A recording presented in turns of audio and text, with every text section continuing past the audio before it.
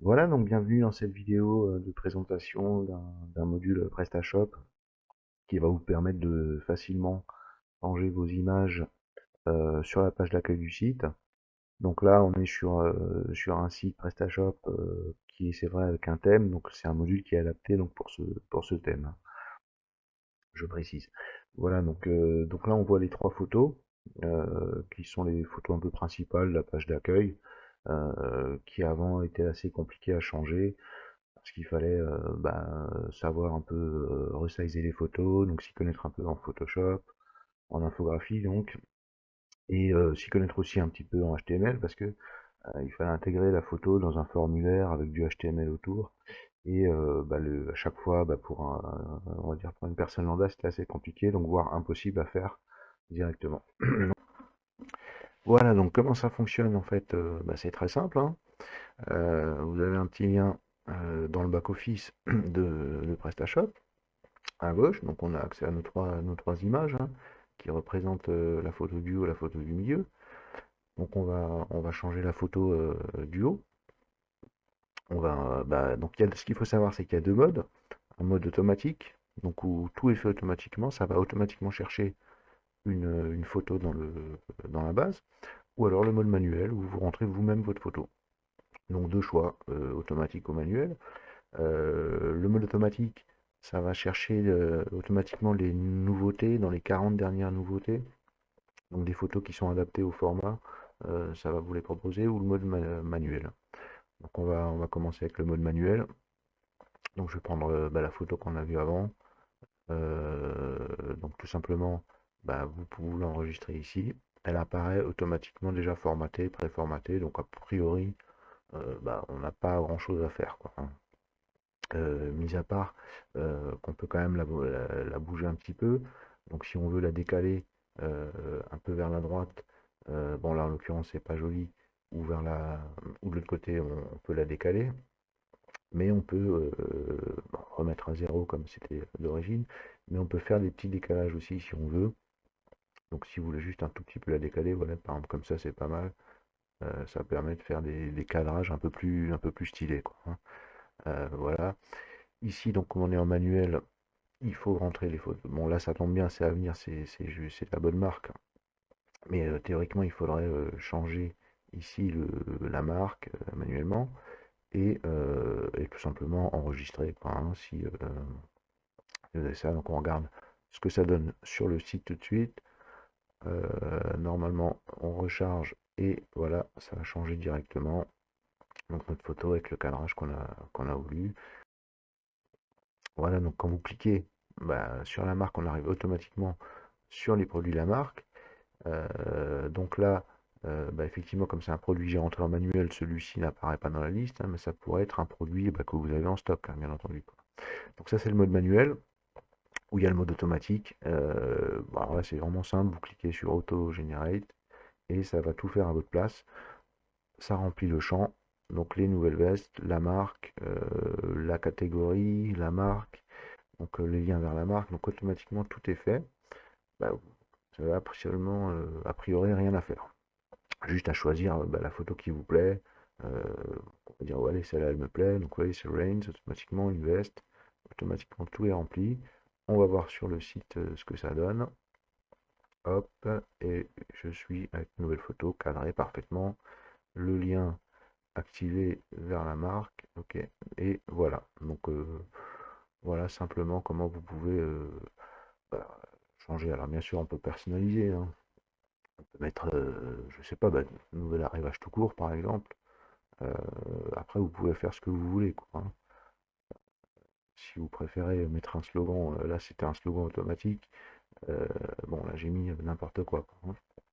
Donc voilà ce que ça donne. Le but c'est de simplifier toute la mise en page et de faire d'avoir toujours une page de présentation mise à jour facilement, régulièrement, avec des bons liens et des bons formats pour que le format justement soit adapté parce qu'en fait, quand vous passez sur un iPhone, par exemple, on va recharger, il faut que ça marche, quoi, hein. Oui, quand vous descendez, il faut que les photos elles soient bien, qu'il n'y ait pas de soucis, quoi, hein. Donc voilà, là ça fonctionne. On voit bien que qu'a priori c'est bon. Voilà pour cette partie. Ensuite, donc c'est pareil pour les autres photos, hein. Donc vous faites, on va prendre celle du bas par exemple. Alors celle du bas, dans la base de données, il y en a souvent pas parce que je me suis basé sur un format assez large. Alors je vais peut-être ouvrir le truc parce qu'en fait, je me rends compte qu'on peut se permettre de prendre pas mal de styles de photos.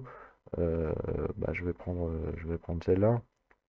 Donc une photo qui est super large, où on voit donc qui à la base, vous l'avez vu, elle est super large, mais je pense qu'on peut essayer de la recadrer ou de passer.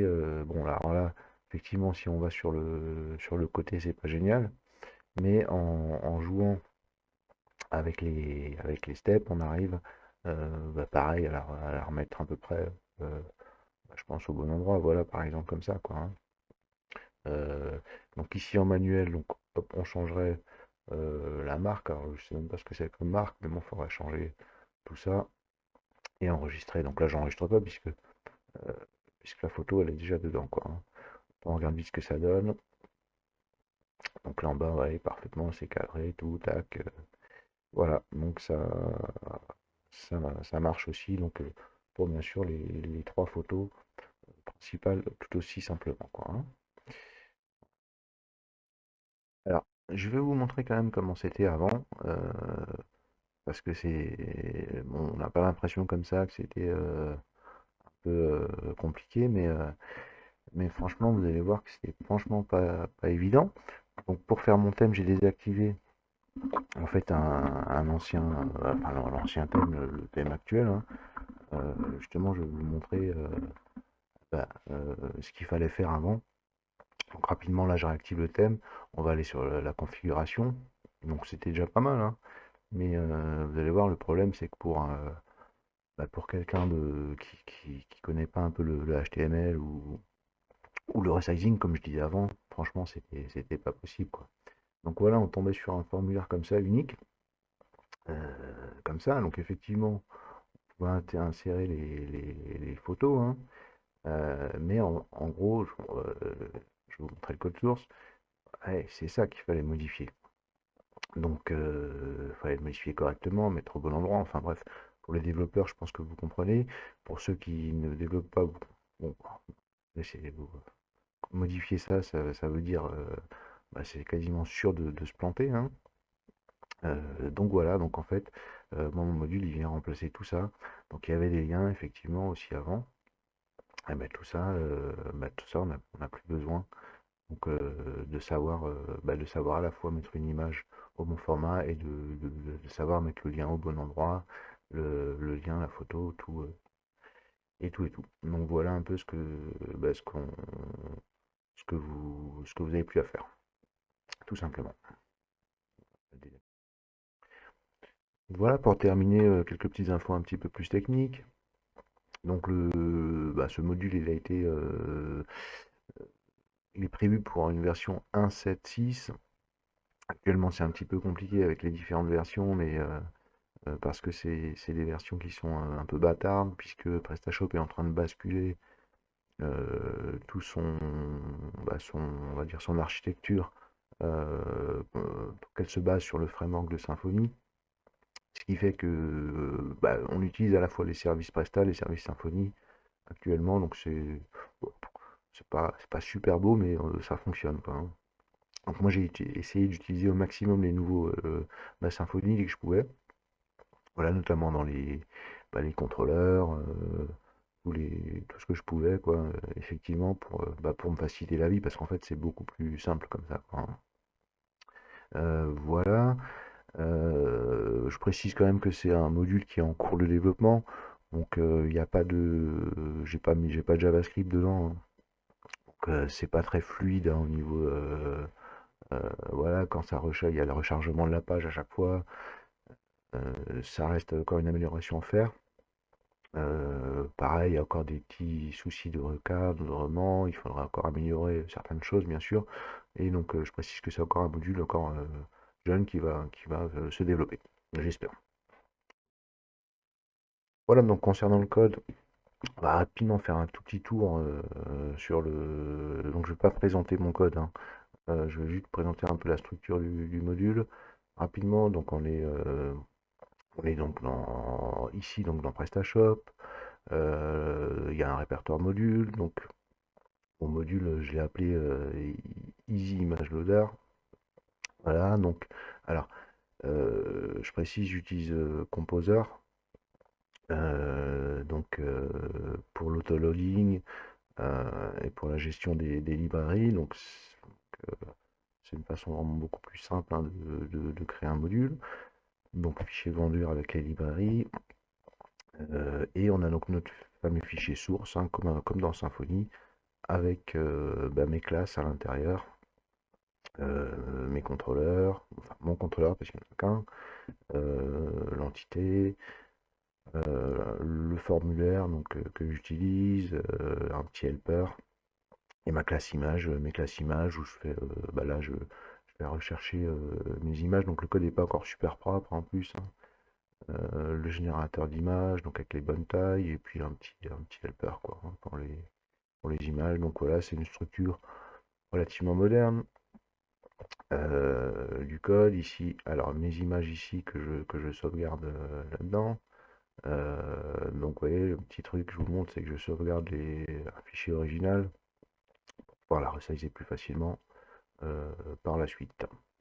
Donc voilà un peu pour pour ce qui est du code, hein.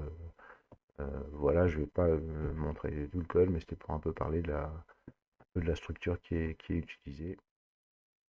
Voilà, donc pour terminer, je dirais que il faut préciser que ce module, il est quand même adapté à ma configuration, quoi, hein. Donc là, on peut pas l'utiliser sur n'importe quel site PrestaShop. Donc c'est un peu bah, l'inconvénient pour l'instant. En fait, par contre, ce qui est bien, c'est on peut utiliser cette base de modules pour facilement l'adapter à votre site. Donc en fait, tout ça pour dire que si vous avez bah, ce, ce genre de besoin par rapport à votre site, c'est possible de l'adapter, bien entendu, à n'importe quelle configuration. En fait, voilà le petit truc que je voulais dire pour terminer.